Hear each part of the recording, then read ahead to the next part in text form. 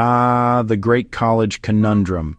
Should you start saving for your kids' college education, or just cross your fingers that they'll become the next TikTok millionaire? Welcome to today's video, where we're diving headfirst into the world of college savings plans. Are they worth it? Are they a trap? And most importantly, can you still afford that dream retirement if you prioritize them? Stick around, and we'll help you decide whether a college savings plan deserves a spot in your financial lineup. Oh, and if you enjoy this mix of fun and finance, don't forget to like, subscribe, and share. All right, let's do this. Let's face it, college isn't cheap. In fact, it's more expensive than your avocado toast addiction, and that's saying something. The average cost of tuition for a public four-year college is around $10,000 a year for in-state students. Add room, board, books, and the occasional late-night pizza, and you're looking at $20,000 to $30,000 a year. Multiply that by 4 years, and, well, you might need to sit down for this. That's where college savings plans like 529 plans come in. They promise tax benefits, flexibility, and a chance to save for that hefty tuition bill. But should you jump on board? Let's break it down. First things first, what is a college savings plan? The most common one you'll hear about is the 529 plan. Think of it as the Swiss Army knife of college savings. It lets you invest money, grow it tax-free, and withdraw it tax-free, as long as you're spending it on qualified education expenses. Oh, and let's not forget about Coverdell ESAs and UGMA accounts. They're like 529's quirky cousins, not as popular but still worth a look. Sounds good, right? But hold your horses because there are some strings attached. Let's talk about the pros and cons. Let's start with the good stuff. Pros: tax benefits. Money grows tax-free, and withdrawals for education are tax-free. Uncle Sam is finally on your side for once. Flexibility. You can use 529 funds for tuition, books, and even some room and board. Low maintenance. Most plans offer simple, set-it-and-forget-it investment options. Legacy planning. If one kid decides college isn't their thing, you can transfer the funds to another family member.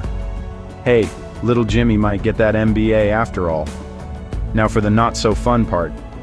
Cons. Limited use. Spend the money on non-education expenses. Say hello to taxes and a 10% penalty on earnings. Impact on financial aid. The funds in a 529 plan can affect how much financial aid your kid qualifies for. It's like penalizing you for being responsible.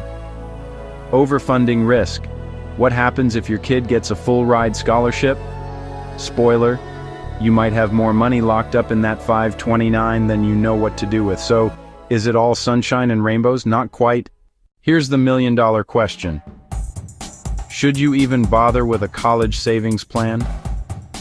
Well, that depends on a few key factors. Your retirement comes first. Let me say it louder for the people in the back. You can borrow for college, but you can't borrow for retirement. If saving for college means you're skimping on your retirement accounts, you might want to hit pause. Your child's education goals.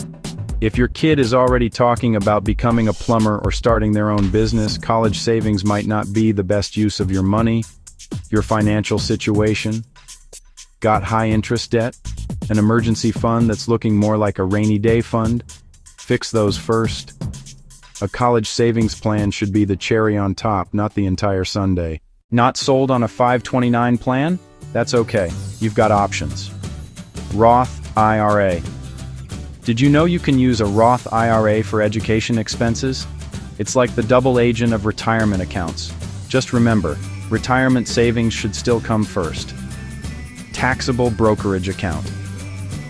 If you want more flexibility, a plain old brokerage account lets you save for college without the strict rules of a 529 plan. Scholarships and grants.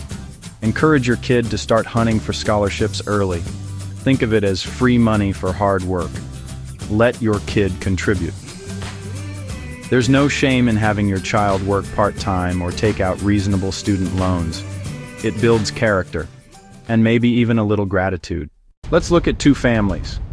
The planners. The Smiths open a 529 plan when their baby is born and contribute $200 a month. By the time Junior heads to college, they've got $80,000 saved, tax-free. The flexible thinkers. The Johnsons prioritize retirement and use a combination of Roth IRA withdrawals, scholarships, and their child's part-time earnings to cover college costs. Both strategies work because they align with each family's goals and resources. So, should you consider a college savings plan? Here's the bottom line.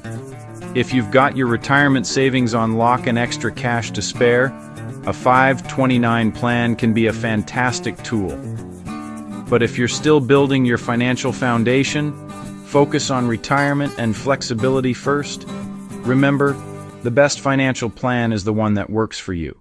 All right, folks, that's the scoop on college savings plans. If you found this video helpful, or at least mildly entertaining, do me a favor. Hit that like button, subscribe to the channel, and share this video with anyone who's stressing about saving for college. Got questions or your own tips?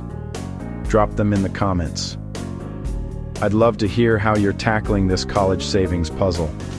Until next time, keep saving smart, dreaming big, and maybe teaching your kid the difference between ramen noodles and filet mignon. Cheers.